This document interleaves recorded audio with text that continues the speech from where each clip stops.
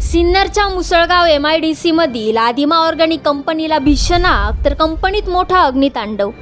सिन्नर तालुक्यातील मुसळगाव येथील Adima private limited या कारखान्यात आज 2 फेब्रुवारी दुपारच्या सुमारास आग लागल्याची घटना घडली आहे। कारखान्यात झालेल्या स्फोटामुळे MIDC परिसर हादरला। आगीमुळे संपूर्ण MIDC परिसरात धुराचे लोळ पसरल्याचे चित्र होते। आगीमुळे कारखान्याचे लाखोंचे नुकसान झाल्याचा अंदाज आहे, पण सुदैवाने कारखान्यातील 50 ते 60 कामगार सुखरूप असल्याची माहिती मिळालेली असून जखमी अथवा जीवितहानीबाबत अजून माहिती समोर आलेली नाही। दुपारच्या सुमारास कारखान्याला अचानक आग लागली आणि आकाशात सर्वत्र आगीचे लोळ सर्व दूरपर्यंत दिसत असल्याने नागरिकांमध्ये एकच घबराट पसरली। आगीचं नेमकं कारण अद्याप स्पष्ट झालेलं नाही।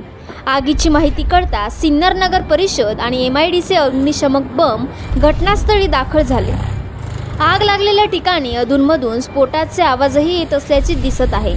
सिन्नर तालुका सहकारी औद्योगिक वसाहतीचे चेअरमन नामकरण आवारे, व्यवस्थापक कमलाकर पोटे, MIDCचे पोलीस निरीक्षक यशवंत बाविस्कर हे घटनास्थळी तळ ठोकून आहेत। अग्निशामक बंबाद्वारे आगीवर नियंत्रण मिळवण्यासाठी शर्थीचे प्रयत्न अग्निशमन जवान करीत आहेत।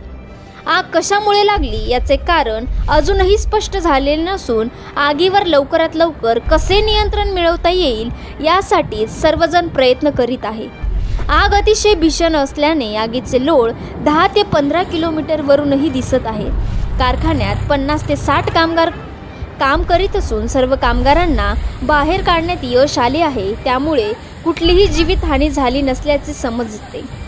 S9 TV न्यूजसाठी प्रतिनिधी योगेश गांगुर्डे, नाशिक। आपल्या चॅनलला नक्की सबस्क्राइब करा, बेल आयकॉन दाबायला विसरू नका।